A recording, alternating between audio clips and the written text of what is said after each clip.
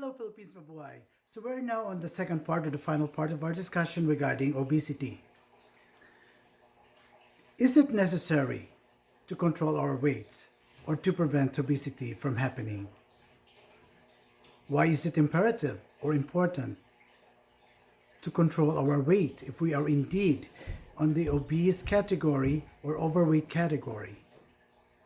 What are the reasons behind why we need to control our weight or why we need to prevent this obesity from happening or from being worse or getting worse? What are the detrimental health issues that could arise if this overweight or this obesity can't be controlled or managed? And finally, what are the necessary steps that we need to take or consider in order for us to control our weight or to manage our weight and to prevent obesity from happening or from getting worse? Yes, it is necessary that we need to control our weight if we are indeed on the overweight category or obese category under the BMI chart. It is very imperative and important. What are the reasons behind?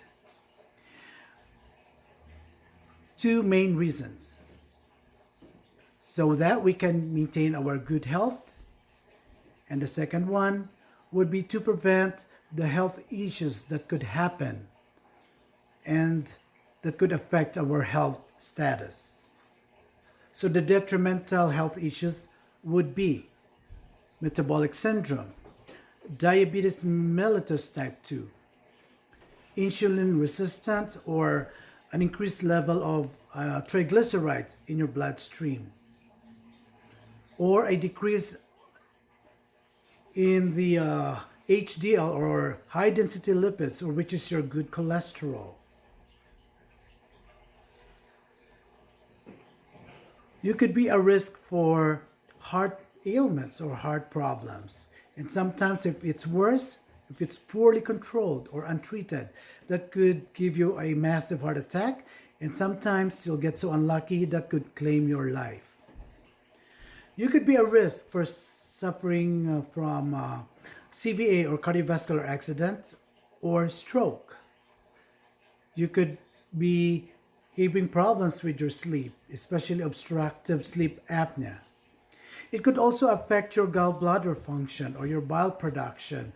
It could lead you to have like gallbladder stones because there is an accumulation or excessive amount of cholesterol in that particular organ or in that particular system of your body. It could also affect your sexual life or your sexual health for both men and women. It could also affect your joints because joints can only accommodate certain amount of pressure. If your weight is so excessive, that could affect your the weight-bearing joints. You could have osteoarthritis. You could have joint pains on the hips. You could have joint pains on the knees, and you could have joint pains on the ankles and the feet, and sometimes on the back because of an excessive pressure in your abdomen. And sometimes if you are morbidly obese, you don't want to move. You can't get in and out of the bed. So you'll be sitting most of the time. So your weight would be transmitted mostly on your spine, especially on the lower back. So if you have like back problems, sometimes, that's very uncomfortable. That could affect your mobility and your functional skills. And finally, it could affect your mental health status because in a sense that it would affect your self-esteem, your confidence. And then if it's going to be worse, that could lead you to depression. That could lead you to have anxiety or vice versa, or they go together.